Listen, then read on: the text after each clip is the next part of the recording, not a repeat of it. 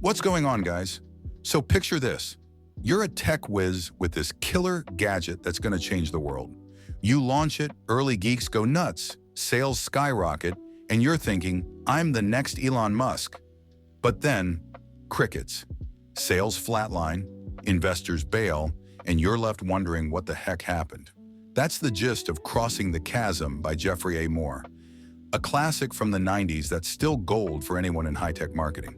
It's like that awkward gap at a party between the cool kids who show up first and the rest of the crowd who need convincing it's not a total bust.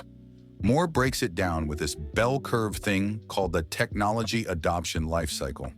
It starts with innovators, those mad scientists who'll try anything shiny and new, even if it explodes in their face. They're like 2.5% of the market, total risk takers. Then come the early adopters, the visionaries dreaming of world domination with your tech. They're all about the big wow factor, chasing breakthroughs like a dog after a squirrel. But here's the punchline, or the chasm, as Moore calls it. After those early fans, there's this massive gulf before the mainstream folks jump in. The early majority? They're pragmatists, man. They want references, reliability, and zero drama. Does it work? Has my buddy Bob used it without his computer catching fire?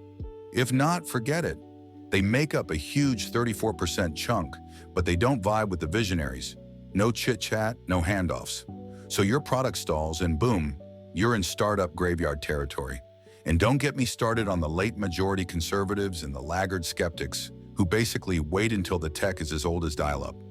Moore's fix? Treat it like a D-Day invasion. Hilarious analogy, right?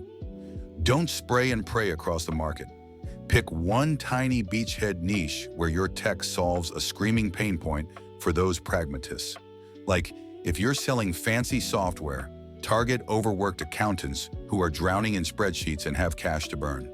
Nail that group first. Dominate, get glowing reviews, and use it as your launch pad to expand. But wait, there's more. You can't just sell the core product.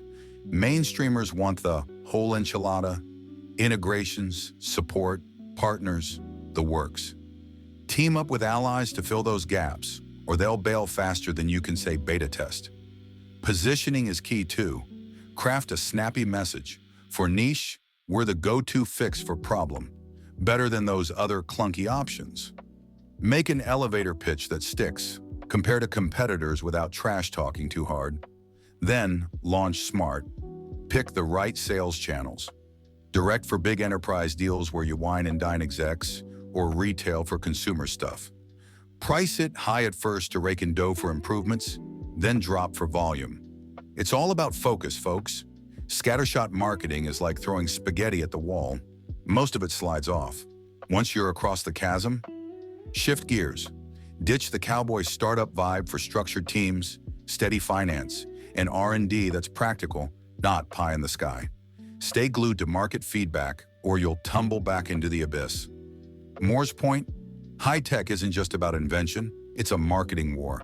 Cross that chasm right, and you're golden. If not, well, join the club of what-if stories. Totally eye-opening read. Grab it if you're in tech or just love a good business yarn with a side of strategy laughs.